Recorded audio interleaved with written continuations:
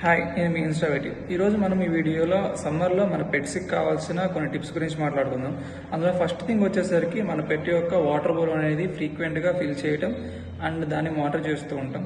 And second thing వచ్చేసరికి చాలామంది pet parents కామన్గా చేసే మిస్టేక్ ఏంటంటే సమ్మర్ వచ్చింది కదా అని చెప్పి జీరో కట్ చేపిస్తూ ఉంటారు. అలా చేస్తే ఏమవుతుందంటే దాని యొక్క కోట్ యొక్క టెంపరేచర్ మెయింటైన్ అయ్యేది హెయిర్ వల్ల. మనం జీరో కట్ చేయడం వల్ల దాని టెంపరేచర్ మెయింటైన్ చేసుకోలేదు.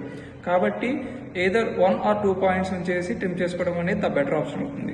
ఇంకో థర్డ్ థింగ్ వచ్చేసరికి మెయిన్లీ 11 to 4 అనేది మన పెట్ని కానీ మన పెట్ని బయటికి తీసుకెళ్లకుండా ఉండడం మంచిది. ముఖ్యంగా ఎవరైతే బ్లాక్ కలర్ పెట్స్ని పెంచుతున్నారో, ఎందుకంటే ఆల్రెడీ అది బ్లాక్ కలర్ ఉందంటే ఎక్కువ హీట్ని అబ్జర్వ్ చేసుకుంటుంది. కాబట్టి మనం ఆ టైంకి బయటికి తీసుకెళ్ళినప్పుడు ఏమవుతుందంటే ఇంకా ఎక్కువ టెంపరేచర్ పెరిగి దానికి హీట్ స్ట్రోక్ వచ్చే ఛాన్సెస్ ఎక్కువ ఉంటాయి. అండ్ ఇంకో థింగ్ వచ్చేసరికి ఏంటంటే మామూలుగా మన పెట్కి హెయిరీ బ్రీడ్స్ ఉంటాయి కదా, వాటిలో ఏంటంటే మనం ఫ్రీక్వెంట్గా గ్రూమింగ్ అనేది చేయించుకున్నా లేకుంటే అలాగే వదిలేసినా ఏమవుతుందంటే హెయిర్లో లంప్స్ అనేవి ఫామ్ అవుతూ ఉంటాయి.